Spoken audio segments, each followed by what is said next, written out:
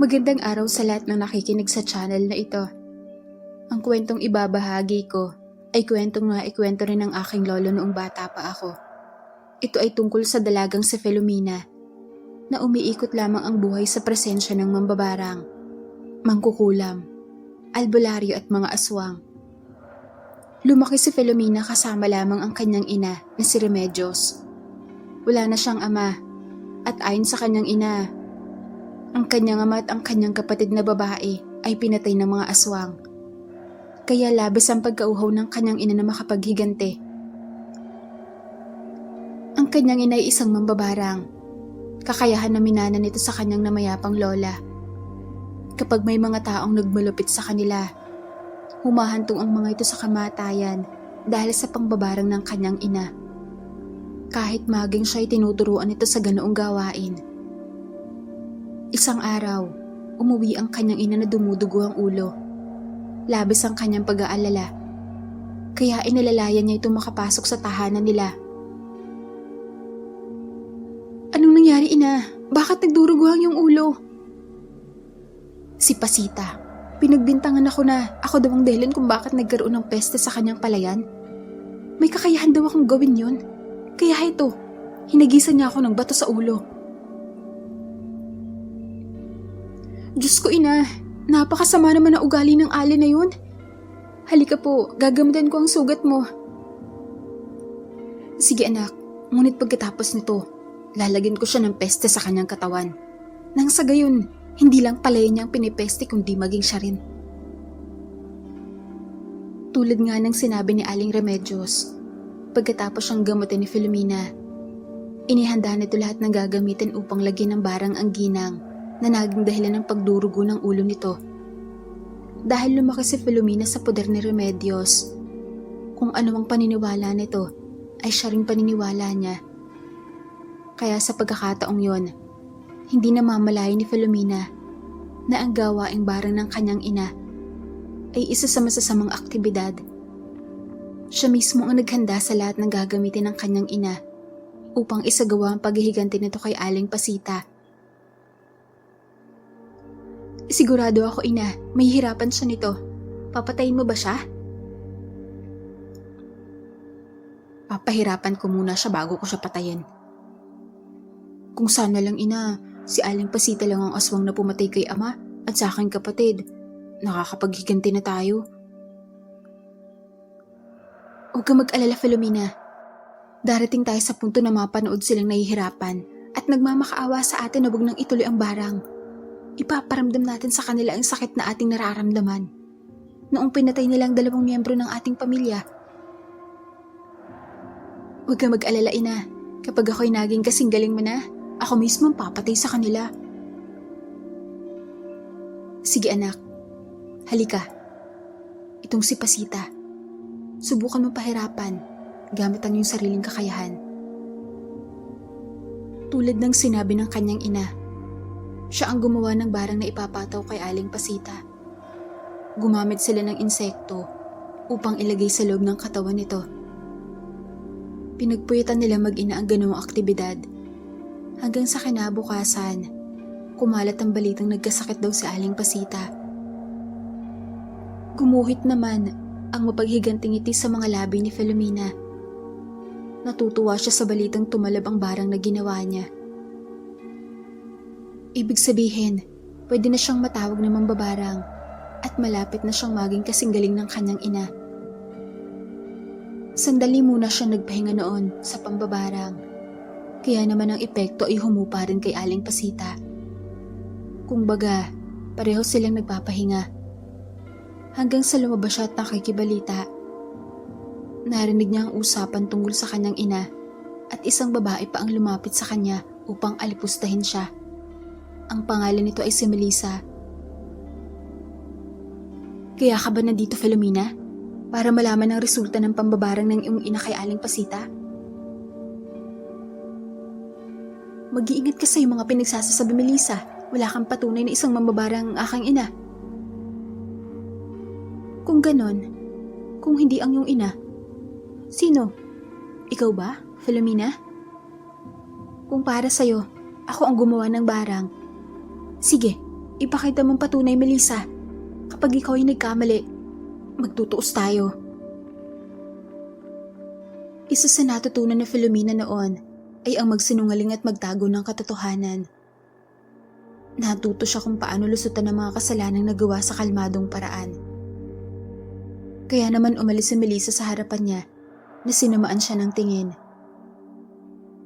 Nagpa siya na lang na umuwi sa kanilang bahay na matatagpuan sa liblib na lugar upang ituloy na naman ang pambabarang. Ngunit isang batang engkanto ang humarang sa kanyang daraanan. Ikaw na naman? Ano na naman ang kailangan mo sa akin? Pipigilan mo na naman ba ako sa pambabarang? Dahil masama ang ginagawa, hindi ang pambabarang gawa ang para si Filomena. Ang nararapat mong gawin ay lumaban sa mga ito at manggagamot ng tao. Katulad nga ng sabi ko, ikaw ang alas ng lahat. Ilang beses mo nang sinabi sa akin na ako ang alas ng lahat. Pero hindi mo naman pinapaliwanag kung tungkol saan ang pagiging alas ko. Kaya labis na akong hindi maniniwala sa'yo. Umalis ka na lang sa daraanan ko, bata. At bumalik ka na lang sa kung saan ka nanggaling. Huwag mo nang gawin pang komplikado ang sitwasyon. Isang malakas na albularyo na makakalaban mo kapag hindi mo ito titigilan. Isang malakas na albularyo? Kung ganoon, hihintayin ko siya nang masubok ang kakayahan ko sa kanya. Ipapakita ko sa albularyo na yon na hindi niya ako kaya. At isa pa, ang pambabarang ko ay may malalim na dahilan. Si Aling Pasita, sinaktan niyang nanay ko. Naghihiganti lang ako. Sobrang hirap kumbinsihin noon si Filomena. Palibhasa isang tao lang ang pinaniniwalaan niya at yun ay ang kanyang ina. Malungkot na napabuntong hininga na lamang ang batang engkanto at minabuti na lamang na maglaho. Lagi ito nagpapakita sa kanya simula nang humantong siya sa edad na 18. Tila ba'y pagkatapos ng kaarawan niyang yon, marami ang kababalaghan ang nangyayari sa kanya. Pagbalik niya naman sa kanilang tahanan, muli niyang ipinagpatuloy ang pambabarang. At habang pinaglalaroan niya ang manikang hawak niya, nilapitan naman siya ng kanyang ina at sinabihan, "Tapusin mo na si Pasita, anak, bago pa dumating ang albularyo." "Darating ang albularyo, ina?" "Oo, anak, at malakas siya. Natalo niya ako noon, at ayaw kong pati ikaw matatalo niya. Kaya sige na, patayin mo na si Pasita." "Gusto ko siyang makaharap, ina." "Huwag na yun, anak. Hindi ka pa handa. Haharapin natin ang albularyo na yun sa tamang panahon, kung kailan handang-handa ka na." Dahil sa kagustuhan ng kanyang ina, tinapos niya ang barang. At sigurado siya sa pagkakataong yon, patay na si Aling Pasita. Pagsapit ng hapon, muli siyang lumabas at naglakad-lakad na naman sa baryo. Nakita niya ang mga nagkukumpulang tao sa bahay ni Aling Pasita. At tumatangis pa ang iba. Ibig sabihin kumpirmado, napatay na nga ang mayabang na ginang. Ngunit namataan niyang mayroong mama na lumabas mula sa naturang bahay. Malungkot ang mukha nitong bumuntong hininga. Habang tinititigan niya ang mama na yon, napansin niya ang tali nito sa ulo at tungkod na hawak. Kahit hindi naman pila'y uugod-ugod maglakad, may kutob siyang isang albularyo ang lalaking yon na nag-udyok sa kanya upang lapitan ito. "Magandang araw po." "Magandang araw, Ineng. Ikaw ba'y taga rito?" "Opo, at kayo po? Ngayon ko lang kayo nakita rito." Ngumiti ang mama, nakatingin sa kanya, taas baba. Napahawak ito sa dibdib na tila may napapansin. At kahit anong pilit niya upang intindihan ang reaksyon at ginagawa nito, ay hindi pa rin niya mawari. Muli ay napatingin ito sa kanya at nilapitan siya ng dahan-dahan. "May kakaiba sa pagkatao mo. Nararamdaman ko ang malakas na puwersa na mayroon ka. Pero pilit kang nililigaw ng landas dahil sa iyong paniniwala." "Ano ho? Alam ko, may mga nakikita kang hindi nakikita ng normal na tao.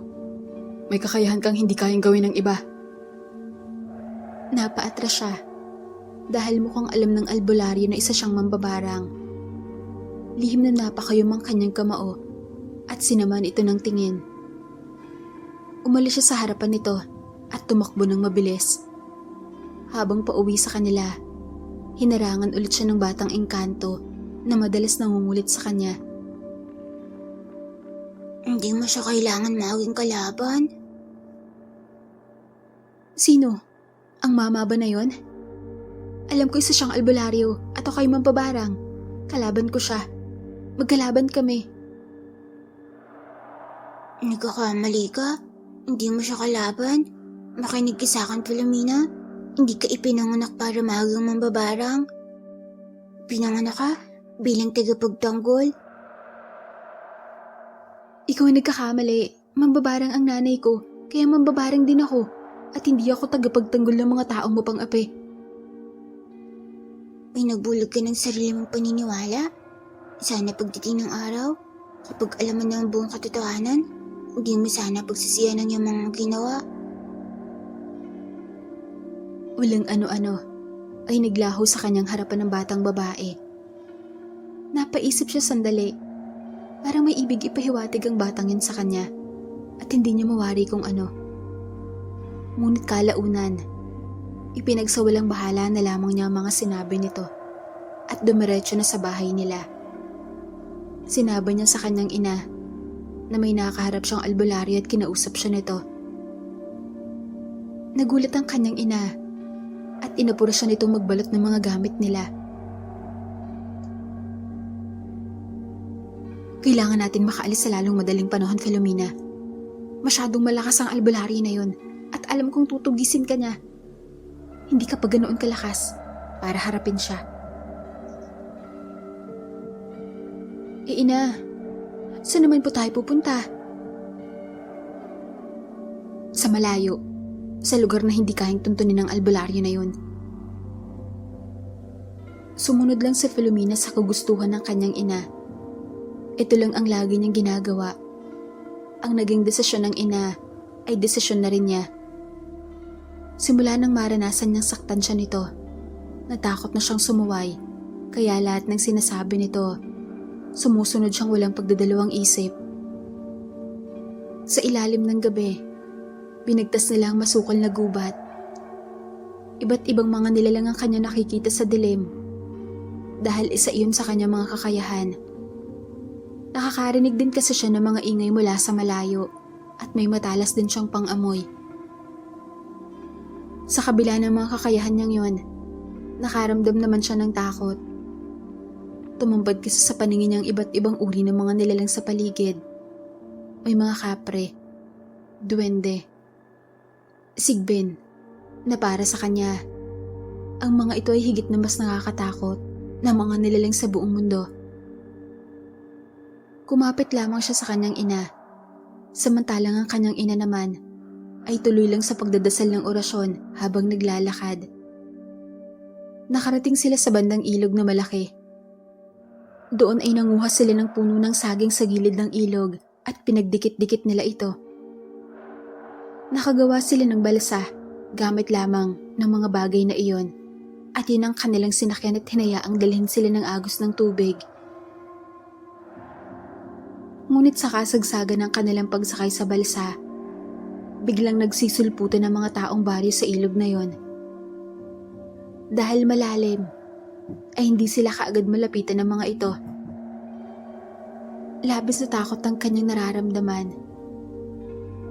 Lalo na't nakita nilang hawak ng mga tao. Karamihan sa kanila ay may dalang bolo at itak. Bilisan natin, ina. Gamitin mo ang sudsud, anak, para makarating tayo kaagad sa may mabilis na agos ng tubig. Yun nga ang kanilang ginawa at hindi rin kaagad makalapit ang mga tao dahil sa lalim ng tubig. Gumawa pa nga ng balsa ang iba para mahabol sila. Ngunit dahil malayo na sila, kalaunan ay sumuko na rin ang mga ito. Dinala sila ng tubig sa malayong lugar. konti lang ang pamamahay roon at sa lugar na yon ay talagang hindi sila kilala. Malayo na rin kasi yun sa lugar kung saan sila nanggaling. Bumaba silang muli sa balsa na yon, dala ang kanilang mga gamit at naglakbay. Umakyat sila sa bundok hanggang narating nila ang tuktok. Mula sa kanilang kinaroroonan, makakita nila mga kabahayan at watak-watak lamang. Tila masarap manirahan dito, ina. Oo, pero magtatayo tayo ng bahay sa may maraming puno upang masigurong hindi ka matatamaan ng buwan. Ayon sa kanyang ina, sila namang babarang ay hindi dapat natatamaan ng liwanag ng buwan, lalo na sa araw ng kabilugan dahil malaki ang posibilidad na mawawala ang kanilang mga kakayahan sa pambabarang. Kaya hindi na siya nagtataka kung nais nitong gumawa sila ng bahay sa lokasyon kung saan hindi natatamaan ang sikat ng buwan. Dahil silang dalawa lamang ang magkasamang namumuhay, wala na silang masasandalan na iba pa. Kaya naman ang paggawa ng bahay ay sariling sikap lang din nila. Sinimulan nila ito kinabukasan at pinagtulungan nila mag-inang kumuha ng mga kahoy na gagawin nilang haligi. Gamit ang bolo, 4 na kahoy ang kanilang pinutol, 4 na butas din ang kanilang hinukay, hanggang sa naitukod nila ang 4 na haligi ng kanilang magiging bahay. Mas masarap dito, ina. Mas malamig ang simoy ng hangin. At dito wala mga api sa atin dahil hindi tayo kilala dito. Sana nga, ina, mababait ang mga tao nakatira rito nang may maging kaibigan naman tayo. Sana nga, dahil kapag may kumanti na naman sa atin dito, mananagot sila sa atin. Yun lang naman ang napakasimpleng rason ng ina ni Filomena. Basta may mga taong nang mamaliit sa kanila, ininsulto sila o sinaktan, doon sila atake gamit ang barang. Ngunit mabait naman sila sa mga taong mabait din sa kanila. Katulad na lamang ng mga taong dumadaan sa kinaroroonan nila. At may dala ang mga ito na usa, bayawak at ang mayroon pang malaking sawa. Magandang araw. Aba ay, magandang araw din naman sa inyo. Mukhang kayo ay bago lang dito ah. Ah, oo. Itong gubat ba may nagmamay-ari? Pagpasensyahan niyo na. Kung dito namin naisip magtayo ng bahay ng anak ko. Kung dito ay pinagbabawal tumira, pwede naman kaming lumipat sa ibang lugar. Ang lugar na to ay walang kahit sino ang nagmamay-ari. Ang problema lamang sa lugar na ito ay masyadong delikado. Madalas may mga aswang na namamalagi rito tuwing gabi dahil ang nasa itaas ng bundok na ito ay talagang sentro sa liwanag ng buwan, lalo na kapag gabi ng kabilugan. Ina, aswang raw? Hindi ba't mapanganib po sila? Aba kung gusto ninyo, maaari kayong lumipat sa lugar namin. Nasa kabilang bundok lamang yon. At doon, marami kayong makakasama. Dito kasi, baka mapahama kayo. Ayos lang ba sa inyo na doon kami titira? Walang problema sa akin. Ako nga pala si Lando. At ito mga kasama ko, doon din nakatira sa lugar na tinutukoy ko. Kung ganon, sasama kami sa inyo. Dahil talaga nangangailangan kami ng matutuluyan. Dahil sa kabutihan ni Mang Lando, sumama silang mag-ina sa mga ito. Nilakbay nila ang bundok mula sa kinaroroonan nila papunta sa kabila. Ang mga tao palang iyon ay mga mangangaso. Pagkarating nila sa nasabing lugar ni Mang Lando, pinatuloy din sila sa pamamahay nito. Doon ay nakita nila mga bakod na gawa sa pinatulis na kawayan. Pinagmasdan nito ni Filomena at tila ba ay may sariling buhay ang pakiramdam niya nang maramdaman ng takot sa mga kawayan na yon. Pinakilala naman sila ni Mang Lando sa asawa at anak nito na si Adelina ang asawa at si Rosario naman ang anak. Kung ganoon, Remedios, mabuti na lang pala. Nakita kayo ng aking asawa sa lugar na yon. Ang mabuti na lang, Hindi kayo inatake ng aswang. Nangmamalagi kayo ng isang gabi roon. Ibig niyo bang sabihin ay maraming aswang sa lugar na to, Adelina? Maraming aswang sa mga kabundukan, Remedios. Ngunit takot silang tumungo rito sa lugar namin. Lahat ng tao dito, handa para protektahan ang isa't isa. Ang ganda po pala ng samahan niyo rito, Aling Adelina. Hindi tulad sa lugar na aming pinanggalingan. Halos lahat sila, mapagmataas. Kayo ba ay galing sa baryo? Filomena at Remedios? Opo, Aling Adelina. Doon nga po kami nanggaling. Dati rin kami nagmula doon, Filomena. Kaya lang kami nandito. Dahil pinalayas kami ng kapitan doon. Dahil pamilya raw kami ng mga mangkukulam. Ganyan na ganyan din ang ginawa sa amin, Adelina. Pinalayas kami dahil kami raw ay mga mambabarang.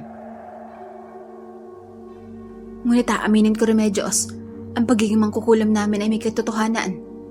Kaya lang kami napagbintangan dahil sa isang albularyo na binanggit ang aming pangalan sa mga tao. Abay, kung ganoon, pareho pala tayo ng kalaban, Adelina. Ang pakialamerong albularyo na yon. Lagi niyang kinakampi ng mga taong hindi naman dapat protektahan. Masasama ang ugali ng mga taong yon, mapagmataas. Minsan pa nga, mas kriminal pa sila sa mga kagaya natin. Ang mga taong akala nila ay mahina, inaalipusta nila. Higit naman tayo may kaluluwa kung tutuusin. Dahil mga mabubuti tayo sa mga taong mabuti sa atin. Dahil sa nagkapalitan ng tunay na pagkakakilanlan ng bawat panig, nalaman din nila ang katotohanan na ang lugar na kanilang kinaroroonan ay grupo ng mga mangkukulam. Samantalang sila ay mas malakas dahil sila ay talagang mambabarang. Tulad ng inaasahan nila, mabubuti nga ang pakikitungo ng mga tao roon sa kanila. Nagbibigayan pa nga ng ulam ang mga ito. Ang isang piraso ng usa na kanilang nakuha ay talagang pinaghahati-hati sa 5 bahay. Sa 5 bahay na binigyan ng mga ito, iba't ibang ulam din ang pinalit sa kanila. Ang ganda pala ng samahan nila dito, Ina. Malayong malayo sa pinanggalingan nating lugar. Siguro kung lahat ng tao, katulad nila, baka sobrang payapa ang ating bansa na, no? Oo nga, anak. Pagkakaingatan natin ang mga ganitong uri ng mga tao. Higit pa doon, hindi sila naiiba sa atin. Makukulam din sila. Wala yung pinagkaiba sa ating mga mambabarang. Pwede ba natin silang mahingian ng tulong sa paghihiganti, Ina? Tama ka. Katulad natin, kalaban din nila ang mga aswang. Ngunit bago ang paghahanda upang makapaghiganti sa mga aswang, inasikaso muna nila ang kanilang tirahan. Ang lahat ng mga kalalakihan sa lugar na yon ay tinulungan sila makapagtayo ng sarili nilang bahay. Naging mas maganda pa ang samahan ng lahat, lalo na't mayroon pa siyang naging kaibigang bata. At yun ay ang anak na Adelina at Lando, si Rosario. Ate Filomena, tikman mo. Baboy ito nila Mang Kardeng. Kinatay nila, tapos ginawang inihaw ni Ina ang binigay sa amin. May asin ba yan, Rosario? Wala po. Sinadya ni Ina na wag itong lagyan ng asin kasi ang sabi ni Aling Remedios ayaw mo raw sa maalat.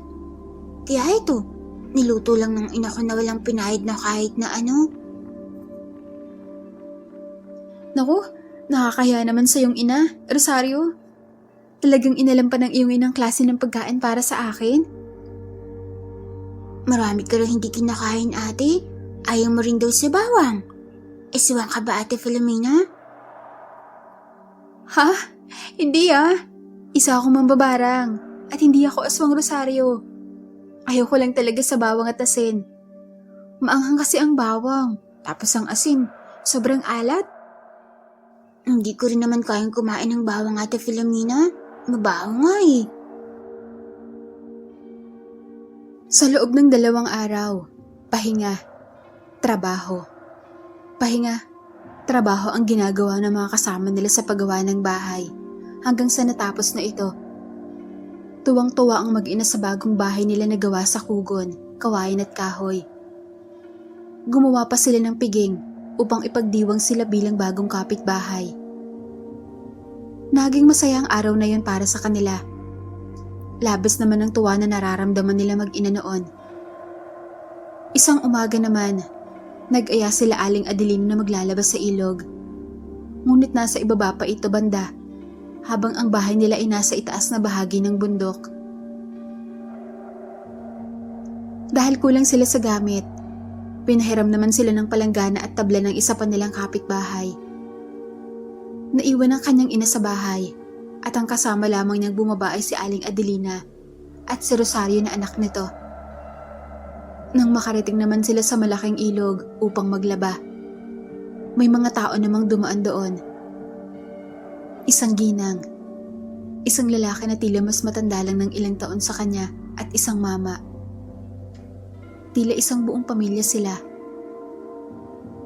Ang hindi lang maintindihan noon ni Filomena, dahil lang makita niyang pamilyang yon, nakaramdam siya ng parang gusto niyang lumapit. Nagtama ang paningin nila ng lalaki at tila anak ng mga ito. Ang titig nito sa kanya ay kakaiba, na naging dahilan ng pagkagising ng kama sa dibdib niya.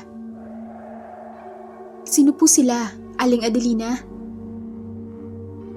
Hindi ko sila kilala, Filomena. Tila dayo din. Sandali, babatiin ko lamang sila. Magandang araw po. Magandang araw din. Ngayon lang namin kayo nakita rito. Kayo ba ay bagong salta o nakatira sa kabilang bundok?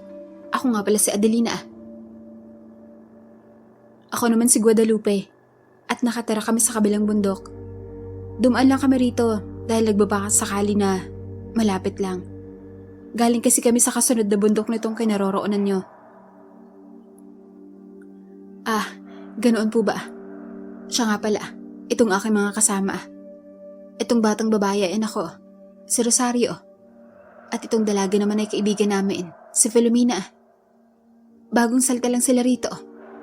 Nanggaling sila sa baryo. Kaya ang buong akala ko nanggaling rin kayo sa lugar na yon at naghahanap ng matitirhan katulad nila.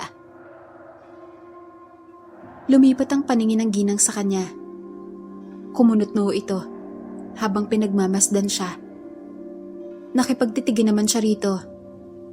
Napilit inaalam ang nilalaman ng isipan nito. Pamilyar sa akin ang enerhiya mo, iha.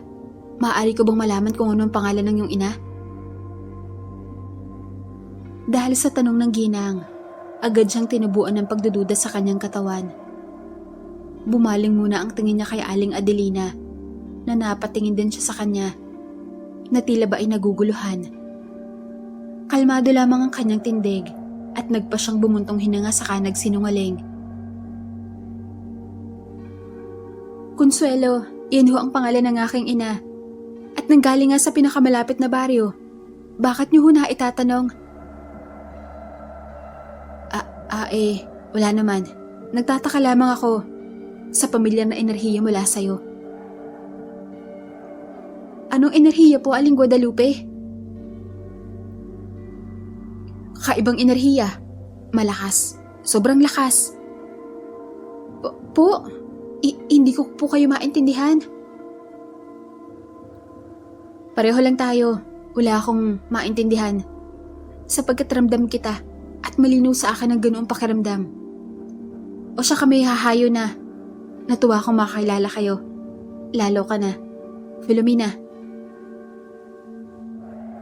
Umalis sa harap namin ang ginang na yon.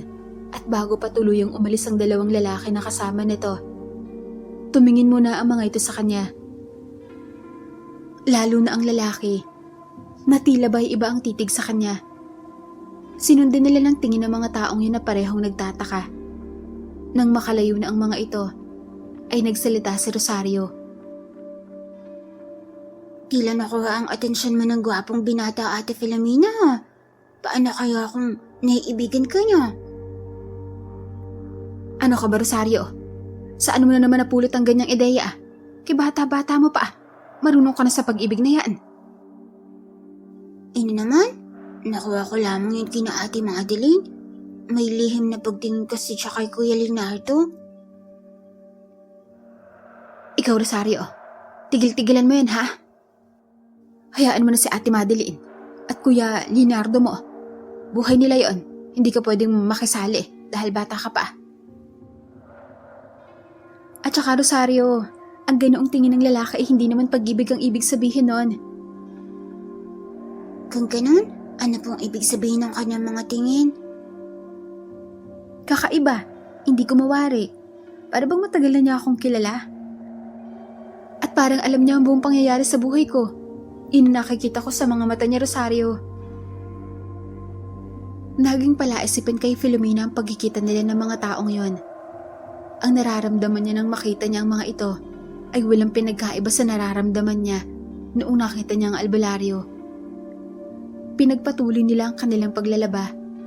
Pagkatapos naman umuwi sila sa kanilang mga tahanan.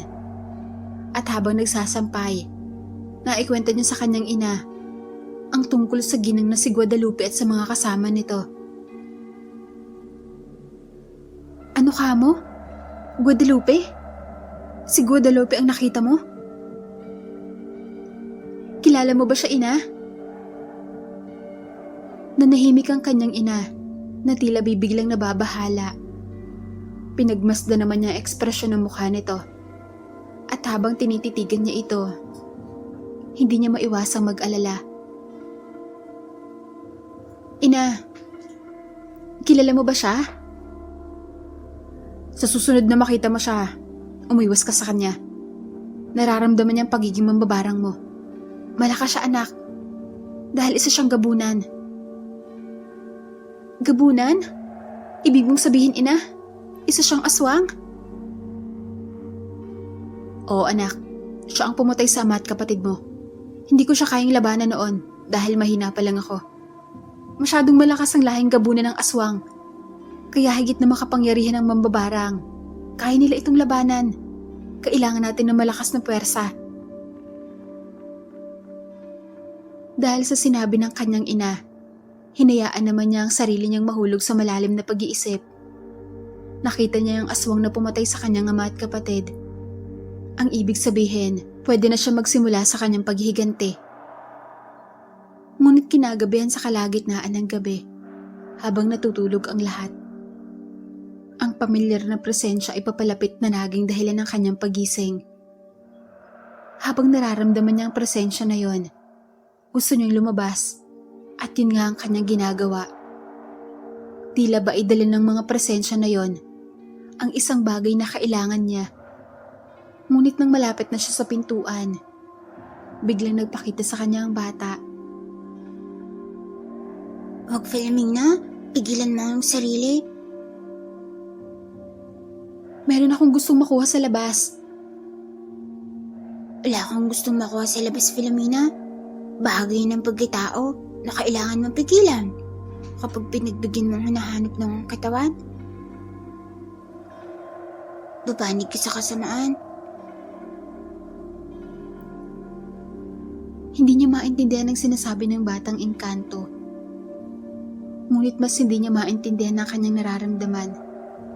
May tumatawag sa kanya mula sa labas. Ngunit iyon ay hindi tinig ng isang tao. Bagkus, wala siyang naririnig. Enerhiya lang ang nararamdaman niyang gustong-gusto niyang makamit hanggang kusang humakbang na ang kanyang mga paa. Teka, ano nangyayari? Bakit tila may humahatak sa akin na enerhiya mula sa labas? Pigilan mo, Filomena. Hindi mo pwedeng tanggapin ang kapalaran na yan. Tawagin mo yung ina. Oo, tatawagin ko ang aking ina. Ina? Tulungan mo ako, ina. Gumising ka po. Hindi ko mapigilan ang aking sarili. Ang kanyang kamay ay kusang gumagalaw. Bubuksan nito ang pintuan. Bukod sa enerhiya na kanyang nararamdaman na humahatak sa kanya, unti-unti na rin naging mainit ang kanyang pakiramdam. Paulit-ulit nang tinatawag ang kanyang ina. Ngunit wala itong anumang tugon. Paulit-ulit din nakikiusap ang batang engkanto na pigilan niya ang kanyang sarili. At ginagawa naman niya pero hindi niya kaya. Bakit hindi mo ko tulungan? Pigilan mo ko. Wala akong kakayahang gawin yan sapagkat bagay ng iyong pagkatao. Anong pagkatao? Ang pagiging mambabarang ko ba? Kung ganon, kung bahagi ito ng pagiging mambabarang ko, hindi ko to pipigilan. Dahil sa sinabi niya, mabilis siyang lumabas na hindi pa nakakapagsalita ang batang engkanto. Sumigaw lang ito sa kanya. Nahuwag, ngunit huli na. Nakalabas na siya sa kanilang tahanan at sinalo ng katawan ng liwanag ng buwan. Nagulat siya nang tila maramdamang sinusunog ng liwanag ang kanyang katawan. Sumigaw siya ng malakas at hindi nagtagal. Natumba siya sa bakuran ng sobrang hina. Napatingin siya sa bata na nakatitig lang sa kanya at siya naman ay nagtataka kung para saan ba ang ganoong pakiramdam. Ano nangyari? Tinanggap mo ang isa mong pagkakakilanlan? Ano? Anong pagkakakilanlan? Ngunit imbes na sagutin siya nito, naglaho ito na parang nagtatampo sa kanya. Tinawag niya ito ng paulit-ulit, ngunit hindi na ito nagpakita pa. Hanggang sa nagpa siya na lamang siyang tumayo at tumingin sa paligid. Iba't ibang klaseng mahalimuyak na amoy na parang pagkain ng kanyang naaamoy. Bukod doon, kakaibang lakas naman ang kanyang nararamdaman na para bang may mga bagay na nakikita niya. Bakod, bubungan ng bahay. Pakiramdam niya, kaya niyang talunin ang lahat ng yon. Kaya niyang baklasin ang mga pintuan at natutukso siyang gawin yon. Anong klaseng pakiramdam to? Bakit parang nagugutom ako? Dahil sa hilab ng tiyan, pumasok siya sa loob ng bahay at naghanap ng makakain. May nakita siyang inihaw na baboy at yun ang kanyang kinain. Ngunit kahit naubos na yon, ang pakiramdam niya ay gutom pa rin siya. Isang masarap na pagkain ng kanyang naaamoy at nanggagalingin sa kwarto ng kanyang ina. Nagtataka naman siya. Napapatanong sa kanyang sarili kung anong pagkain ba ang tinago ng kanyang ina sa kwarto nito at bakit kailangan magtago ng pagkain. Iniisip niya, pinagtataguan siya ng pagkain ng kanyang ina. Kung hindi lang naging matalas ang kanyang pang-amoy, hindi niya nalaman na may ganoong ugali pala ang ina niya. Nainis siyang binuksan ng pintuan. Tulog pa ang ina niya. Ngunit ang naamoy niyang masarap na pagkain ay nanggagaling mismo sa higaan nito. Lumapit pa siya dahan-dahan. At nang makalapit siya, sobrang natatakam siya. At ang pagkain na tinutukoy ng kanyang sikmura ay walang iba kundi ang kanyang ina. Dahil sa napagtanto niya, napaupo siya sa sahig at saktong nagising ang kanyang ina. Filomena? Ina? Bakit amoy pagkain ka? Ano? Bakit mo yun sinasabi? Para kang pagkain, ina. Parang gusto kitang kainin. Hindi ko maintindihan. Napabalikwas ng bangon ng ginang sa kanyang mga sinabi. Dinig na dinig niya ang malakas na kabog sa dibdib nito. Dulot ng sitwasyon, umatras siya. Lumapit siya sa kanyang ina. At nakatitig lamang itong natatakot sa kanya. Ano nangyayari sa akin, ina? Anak, huwag kang manakit ng kahit sino dito. Sasaktan nila tayo kapag ginawa mo yun. Sabihin mo muna sa akin, ina. Ano nangyayari sa akin? Patawarin mo ako, anak. Katulad ka kasi ng iyong ama. Naman naman pagiging aswang niya. Tila ba binuhusan ng malamig na tubig sa Filomena sa narinig. Nagulat siya at kahit malinaw ang kanyang narinig, ay talagang literal lang sinabi ng kanyang ina, ay hindi pa rin niya maintindihan. Nahihirapan siyang intindihin ang katotohanan. Paano nangyari? Isang aswang din ang iyong ama. Isa rin siyang gabunan, ngunit higit na mas malakas si Guadalupe. Kaya nang sila ay naglaban, hindi siya kinaya ng iyong ama. Matapos ng patay ng iyong ama, pinatay niya ang iyong ate at ikaw lang ang nagawa kong itago, Filomena.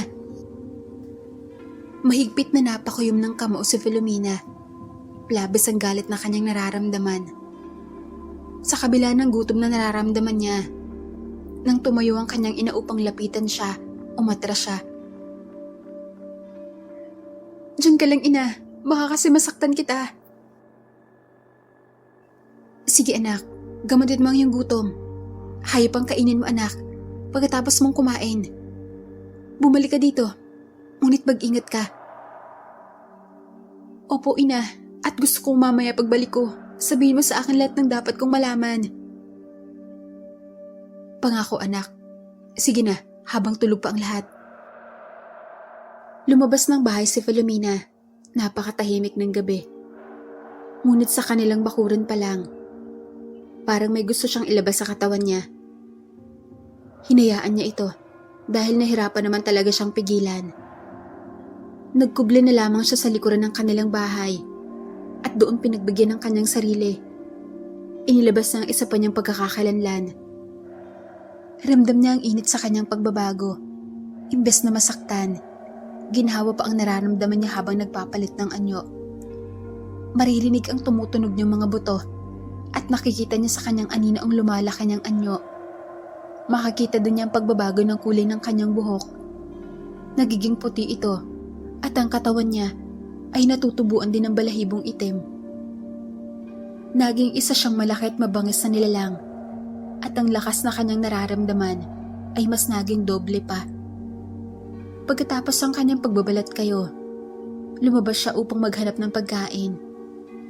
Binilisan niya ang kanyang pag-alis dahil sobrang natutukso siya sa kanyang naamoy sa paligid.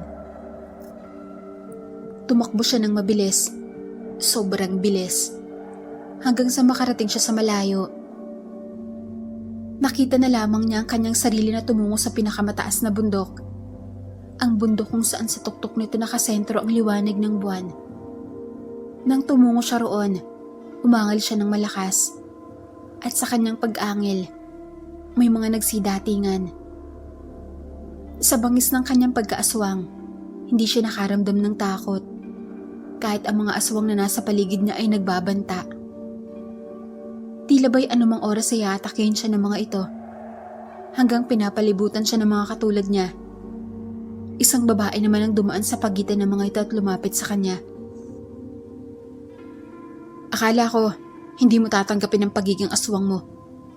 Mayroon pala kami regalo sa iyo, Filomena. Nagtataka siya sa sinabi nito. Ngunit hindi nagtagal. Natanaw niya ang isang aswang na paakyat ng tuktok. Nakinaroroonan niya at isang babae ang dala nito. Nagulat siya nang makilala niya ang babae. Si Melissa. Interesado siya sa babae. Naaamoy niya ang masarap nitong amoy. Ngunit biglang nagpakita sa kanya ang batang engkanto. Masilang sindin, pigilin mo ang sarili mo, Filomena. Hayop lang kainin mo at wag tao. Hindi niya pwedeng kausapin ang bata sa harapan ng mga aswang. Alam niyang siya lamang ang nakakakita rito. Binali niya ang atensyon niya kay Guadalupe at walang ano-ano inilapitan niya ito at mabilis na dinakma sa leeg. Nagulat ito sa kanyang ginawa at naalarma din ng mga kasama nitong aswang. Mabilis na nagtaas ng kamay si Guadalupe upang pigilan ang mga kalahi niya. Wag, intindihin natin siya. Lumaki lang siya sa hindi tamang kamay. Hinagis niya ito at gumulong-gulong ang ginang sa damuhan. Napahawak ito sa lalamunan at napaubo. Siya naman ay kinuha ang babaeng umiiyak at tumakbo ng mabilis palayo sa lugar na yon. Hinabol siya ng ibang aswang, ngunit napansin niyang mas mabilis siyang tumakbo. Doon niya napagtanto na mas malakas pala siya sa kanila. Hindi siya kakain ng tao ayon sa ipinangako niya sa kanyang ina. Iyak ng iyak ang babae na tinangay niya. Binigtas niya ang daan papuntang baryo. Nakahabol ang mga aswang sa kanya, kaya mas binilisan pa niya ang pagtakbo. Ngunit ang masarap na amoy ng babae ay talagang nakakatukso. Mabuti na lang, bago pa makarating ng baryo, may nakita siyang bahay at naaamoy niya bilang tao ang nasa loob. Binitiwan niya ang babae sa pintuan ng bahay na yon at mabilis itong bumangon. Parating na ang mga aswang at ang babae naman ay nagmamakaawa na kumatok sa pintuan. Tao po! Tao po! Tulungan mo ako! Bumukas ang pintuan at naramdaman niya ang pamilyar na presensya at na magsalita ang may-ari ng bahay. Boses lalaki ito. Melissa, ano nangyari sa'yo? Kinuha ako ng mga aswang mga Renato. Dinala ako sa kung saan. Doon sila nagtitipon at inirigalo sa bago nilang kasapi. Ano? Abay halika, pumasok ka rito. Mabuti at nakatakas ka. Hindi ako kinain ng bago nilang kasapi mga Renato. Iniligtas niya ako. Habang nakikinig sa usapan ng dalawa, nararamdaman niya ang sandamakmak na presensya ng mga aswang. Labi siyang nangihina dahil sa gutom na nararamdaman niya. Lalo na't ramdam niya na habang siya ay nakatalikod.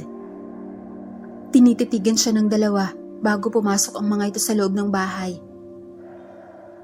Upang hindi matukso sa amoy ng dugo ng dalawang tao sa loob ng bahay, tumakbo siya upang salubungin ng mga aswang. Malakas pa rin siya kahit gutom. Lumaban siya. At ang lakas na ay talagang kakaiba. Ginagamit rin niya ang orasyon na madalas binabanggit nilang mag-ina kapag naglalakad sa masukal na gubat. Umepekto rin ang ginawa nilang yun sa mga ito. Kaya maraming aswang na napapalugmok niya.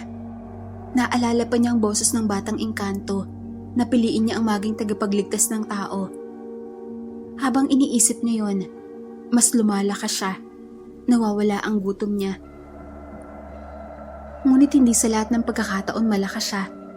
Dahil ang isang aswang na kinalaban niya, biglang hinampas siya ng masarap na pagkain sa mukha.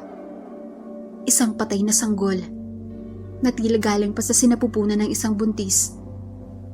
Nanghina siya ng husto at natutukso sa pagkain na yon.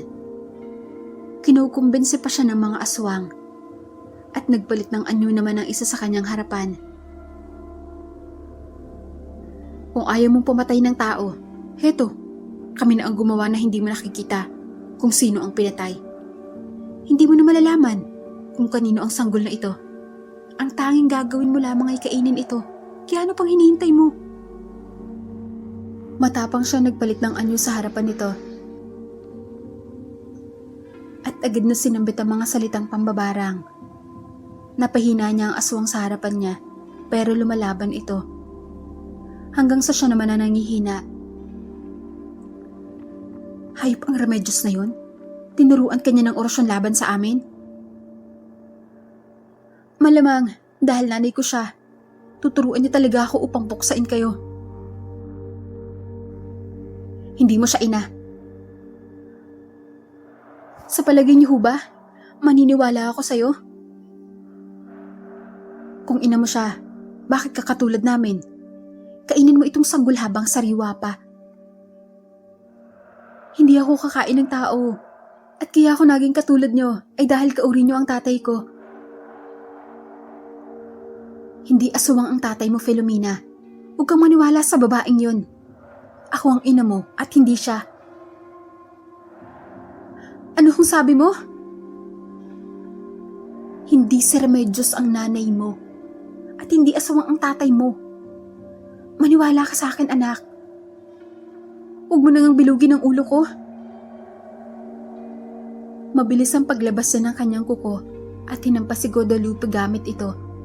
Maraming umangil na mga aswang at nagsalita pa ang matanda na nakakapagpalit din ng anyo. Filomena, totoo ang sinasabi niya. Ina mo si Guadalupe. Ako ang lola mo. Ikaw ang prinsesa namin at ang ama mo. Mga sinungaling. Wala akong paniniwalaan sa inyo. Pinatay niyo ang tatay at kapatid ko. Magbabayad kayo sa ginawa niyo sa kanila. Muling nagbago ng anyo si Filomena at muling nakipaglaban sa mga aswang. Iba't ibang kalmot din ang natamo niya sa mga ito. Ngunit higit na mas malalim ang baon na nalilikha niya sa mga ito. Sa kasagsagan ng kanilang labanan, biglang nangamoy ng tila pinakamabahong naaamoy niya sa buong mundo. Sumakit ang ulo niya. At bukod pa doon, may mga apoy sa buong paligid. Sobrang nangihina na siya sa amoy na yon at nagsisialisan ng ibang aswang. Hinila ng isang aswang si Guadalupe. Ngunit siya ay hinawakan ni Guadalupe upang ilayo sa lugar na yon. Ngunit umalingaw ang boses ng lalaki. Bitawan mo siya, Guadalupe. Hindi, anak ko siya. Hindi ko siya pwedeng iwan sa'yo, Renato. Gagawin mo siyang kalaban namin. Kukunin ko siya dahil anak ko siya at hindi ko siya gagamitin sa pansarili kong intensyon. Magkaiba tayo ng pananaw pagdating sa anak Guadalupe. Ikaw ang gagamit sa kanya laban sa aming mga albularyo. Nalugmok na ang katawan niya sa sobrang panghihina, ngunit ang kalooban niya ay nawiwindang sa mga naririnig. Hinila pa siya ni Guadalupe para isama sa pag-alis. Ngunit sinabuyan ito ng mga Renato ng asin. Umusok ang katawan nito, dulot ng asin at napilitan itong umalis. Babalikan kita, anak. Maniwala ka sa sinabi ko. Anak kita. At oo, ang albularyo na ng tatay mo. Halika na, Guadalupe. Babalikan na lang natin siya. Ligtas naman siya dyan sa ama niya. Tuluyan ang bumalik ang katawan niya sa pagiging tao at tanging hagulgol na lamang ang pinakawalan niya. Noong gabing yon, natuklasan niya na isa pala siyang aswang. Ang akala niya, ang sinabi ng kanyang inang si Remedios na revelasyon ayun ang katotohanan. Ngunit biglang nagbigay din ng revelasyon ng aswang na si Guadalupe. Inaraw niya ito at kinumpirma pa ni Mang Renato ang albularyo na itinuring niyang kalaban sa kanyang pambabarang. Nang umalis na ang mga aswang, pinatay ni Mang Renato ang mga apoy at humupa ang mabahong amoy. Filomena, halika. Gagamutin ko ang mga sugat mo. Huwag po kayong lumapit sa akin. Nagugutom ako. Naiintindihan ko. Bibigyan kita na makakain mo. Hindi ko gusto ang pagkain na kinakain mo. Karne ng hayop, Filomena. Bibigyan kita ng sariwa. Huwag ka mag-alala. Hinang-hina na siya. Kaya nang buhatin siya nito, hindi na siya nagprotesta pa. Dinala siya nito sa loob ng bahay at nagdagdagan lang ang masarap na pagkain na naaamoy niya. Lalo lang siyang nagugutom. At si Melissa, ang babaeng iniligtas niya, ay biglang tumakbo pupunta sa hagdanan. Sandali, kukunin ko lamang ang dugo ng bayawak na nakuha ko kanina. Melissa, isara mo na lang ang pinto dyan. Baka mamaya sa sobrang paggagutom niya, hindi niya mapigilan ang sarili niyang atakihin ka. Opo, Mang Renato. Babalik ako, Filomena. Hindi siya sumagot. Wala siyang panahon para magbigay kahit simpleng tugon lang. Nang ibabaw lamang ang hikbi niya nang umalis ang albularyo sa tabi niya. Sa isiping hindi niya ina ang nanay niya, ay labis na masakit para sa kanya. Tahimik lang ang gabi sa lugar na yon. Nagtitiis pa rin siya sa gutom. Mabuti na lang kung kailan hirap na siyang kayanin ng pagkatakam, dumating naman si Mang Renato. Filomena, halika anak. Inumin mo itong dugo ng hayop. Inilalayan siya nito upang maipainom sa kanya ang dugo. Tinanggap niya ito, lalo na't alam niyang dugo lang yun ng hayop. Dahil yun ang kauna-unahang dugo na natikman niya, masarap yun para sa kanya. Binigyan din siya nito ng sariwang karne hanggang sa nabusog na siya. Masyadong marami ang mga sugat mo, ngunit hindi ka nila pinaruhan. Totoo po bang sinasabi nila? Hindi ako anak ng aking ina?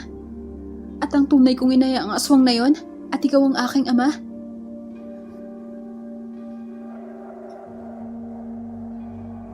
Gusto mo bang malaman ang buong kwento, Filomena? Totoong kwento sana, Mang Renato. Kasi ang totoo, hindi ko na alam kung ano bang dapat kong paniwalaan. Totoong ina mo si Guadalupe. Anak ka na sa akin. Dating prinsesa ng mga gabunan ng iyong ina. Ngayon, isa na siyang sinusunod ng mga kalahi niya at ikaw ang prinsesa nilang matagal nang nawawala. Filomena, biktima ako ng malagim na plano ni Guadalupe. Pinaibig niya ako nung binata pa lang ako. Para makabuo ng anak sa akin dahil isa akong albularyo. Kung anak niya ako, paano ako napunta sa aking ina na si Remedios? Sumugod sa barino ng mga gabunan. At isa sa mag-ama ni Remedios ang napatay nila. Nakaligtas si Remedios noon at inaral ang abilidad ng kanyang ina sa pambabarang. Nang mga anak naman si Guadalupe noon, kinuha kita sa kanya dahil alam ko ang plano niya. Bilang kalahating albularyo at kalahating aswang, malakas ka kumpara sa lahat at ayaw kong gawin kanyang sandata upang puksain ang lahat ng hadlang sa kanila. Ngunit pagkalipas, ang ilang araw na ikaw ay nasa poder ko, bigla kang nawala. Nagbintangan kami ni Guadalupe noon dahil pareho kaming walang ideya kung nasaan ka. Hanggang sa nakita kitang muli, doon sa baryo kung saan ikaw ay salarin sa pagkamatay ng isang ginang dahil sa barang. Sinaktan niya si ina, gumanti lang ho ako kasi mapagmataas siya. Ngunit mali yun, anak. Paano mo naman nasabing anak mo ako? Nararamdaman ko ang kakayahan mo. Nakakakita ka ng engkanto.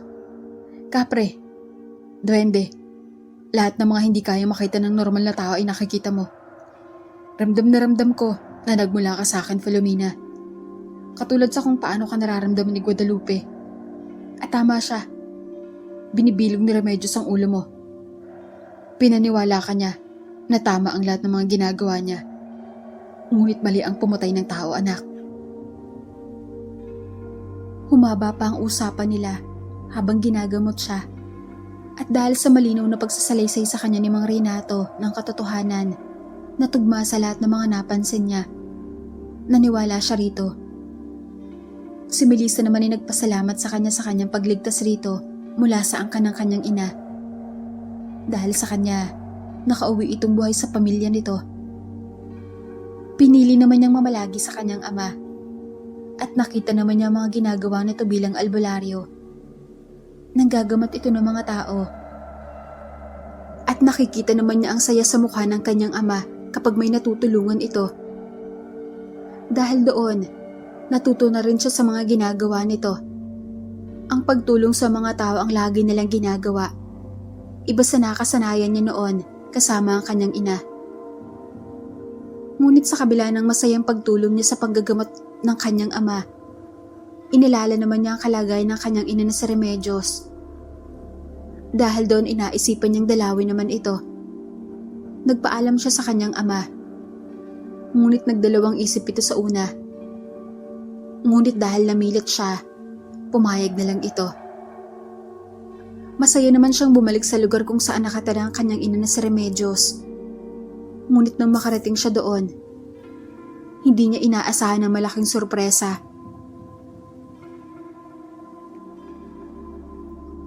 Sunugin ang aswang. Isa siyang salot sa ating pamumuhay. Sunugin siya. Itinali siya ng mga ito sa isang haligi na itinayo ng mga ito para sa kanya. At ang nangunguna upang saktan siya ay walang iba kundi ang kanyang inang minahal na si Remedios. Ina, bakit mo pa ito ginagawa sa akin? Akala ko ba Tayo lang ang magkakampi. Magkakampi? Ang pagguha ko sa'yo ay isang pagiganti lamang. Hindi kita anak. Isa kang aswang. Prinsesa ng mga gabunan. Anak ka ni Guadalupe na pumatay sa mag-ama ko. At nais ko sanang ikaw mismo ang papatay sa kanya para mas masakit. Ngunit hindi nangyari dahil hindi mo ginawa ang gusto ko. Kaya imbes na bibigyan kita ng pagkakataong mabuhay, huwag na lang. At ikaw na lang ang huli kong paraan upang bagyan ng matinding paghihinagpis si Guadalupe. Sunugin siya, mga kasama. Sinindihan ng mga taong naroon ang nasa bandang paanan niya, kung saan naroon ang mga inipong kahoy at binuhusan ng gaas. Lumagablab ang apoy, at kung mayroon mang naaawa sa kanya, iyon ay si Rosario at Adelina, ngunit wala ring magagawa ang mga ito. Sumigaw siya ng malakas nang maramdaman niya ang init, at nang malapit na siyang lamunan ng apoy, may biglang tumalon palapit sa kanya. Nagulat siya nang makita ang totoo niyang ina. At maraming mga kalahi niya ang sumugod kahit umaga. Mahina ang mga lahing aswang sa umaga, ngunit para sa kanya, sumugod ang mga ito. Filomena anak? Ina, bakit ka nandito? Masusunog ka dito. Ililigtas kita anak ko. Habang kinakalagan siya ng tali nito, kinakain naman ng apoy ang likuran nito at tiniis lamang nito ang sakit. Iyak siya ng iyak habang napapatanong sa sarili niya na bakit man lang hindi niya nakita ang pagmamahal ng kanyang ina. Sumisigaw siya ng malakas sa sobrang pag-aalala. Lalo na't may tumusok ng matulis na kawayan mula sa likuran nito, tagos sa sikmura. Ina, huwag kang mamamatay ina, hindi pa kita nakakasama. Kalag na ang tali sa'yo anak, umalis ka na. Sige na. Hindi kita iiwan ina. Mabuhay ka anak, nakikiusap ako sa'yo. Buhayin mo ang sarili mo. Sige na. Filomena anak. Ama, si ina, iligtas natin siya. Umalis ka na Filomena. Renato, kunin mo siya. Iligtas mo ang anak natin. Tinulak siya ng nanay niya na para bang yun na lang ang natitirang lakas na magagamit nito. Tumulapon siya, malayo mula sa mga apoy at mabilis siyang nilapitan ng kanyang ama. Kitang-kita naman niya ang nakangiti niyang ina na nilalamon ng apoy. Sobrang sakit nun para kay Filomena. Ngunit tila tinanggap na lang ng kanyang ina ang ganoong parusa. Hindi niya namalayan na habang siya ay naghihinagpis, may mga kasama pala ang kanyang ama na mga albularyo na naging dahilan ng pagtakas ng mga mangkukulam. Maraming kalahi ng kanyang ina ang nawalan ng buhay. Mas malakas sa mga mangkukulam at mambabarang dahil umaga, kaya mabilis na nagapi ang mga aswang. Ngunit siya, dahil nasaksihan niya ang pagkamatay ng kanyang ina, nagdulot yun ng galit sa kanyang puso. Kaya naman nang maiuwi siya ng kanyang ama at tuluyan ng gumaling, umalis siya ulit at hinarap ang mga mangkukulam. Naramdaman pa niya ang barang ni Remedios. Ngunit dahil isa siyang gabunan, malakas at may duguring albularyo, nilabanan niya ang kanyang kinikilalang ina sa buong buhay niya. Gagamitin ko sa'yo kung anumang itinuro mo sa akin. Mas malakas ako, Remedios. Kinakalaban mo ang isang babaeng natutong mambarang dahil sa'yo na may dugong albularyo at sanggabunan. Nagkamali ka ng paghubog sa akin sa hindi makatuwirang paraan. Naglaban sila ni Remedios ng barang. Nakakaramdam siya ng epekto ng barang nito. Nangihina siya. Ngunit sinasamahan niya ito ng katatagan at kakayahan ng isang albularyo. Higit pa doon, pinili niya mag-anyong gabunan upang mas malabanan ng puwersa hanggang sa tinapusan niya ang buhay nito. Matapos niyang gawin yon, tinuntun niya ito kung saan man nagtatago. At nakita nga niyang walang buhay ito sa bagong bahay na itinayo ng mga kasama nito. Kasama sina Adelina, Rosario at Mang Lando. Patawarin mo sana kami, Filomena. Naniwala kasi kami na mapanganib ka. Ang ate Filomena, ang totoo niyan, labag talaga sa loob namin ng saktan ka, pero wala kami magagawa, kundi huwag makialam. Totoo ang sinasabi na nga kay mag-ina Filomena. Hindi namin gusto ang ginawa niya sa'yo. Pero wala kami magagawa dahil higit na mas malakas siya kaysa sa amin. Naiintindihan ko, magaling siyang mambilog ng ulo. Dahil mismo sa akin ginawa niya yon. Hindi ako galit sa inyo, huwag kayong mag-alala. Mumuhay na lang kayong payapa sa lugar na ito. At pangako, walang aswang naaatake sa inyo. Dahil ako na ang bago nilang susundin. Nagkasundo sila ng pamilya ni Adelina at maganang loob niyang bumalik sa kung saan nakatira ang tatay niya. Sinabi niya sa kanyang ama ang ginawa niya. Nilapitan niya rin ang puntod ng kanyang ina at kinausap itong patay na ang kanyang ina-inahan na si Remedios. Dahil sa tapos na ang laban niya, siya na ang sinunod ng mga gabunan. Binago niya ang pananaw ng mga ito. Hayop na lang ang kinakain nilang mga aswang. At siya naman ay naging kagaya ng kanyang ama, isang albularya, na labas namang ikinutuwa ng batang engkanto. Dito ko na nga po tinatapos ang kwento tungkol kay Filomena, isang babaeng natutong mambarang na may dugong albularyo at prinsesa ng mga gabunan. Maraming salamat po sa inyong pakikinig sa kwentong ito.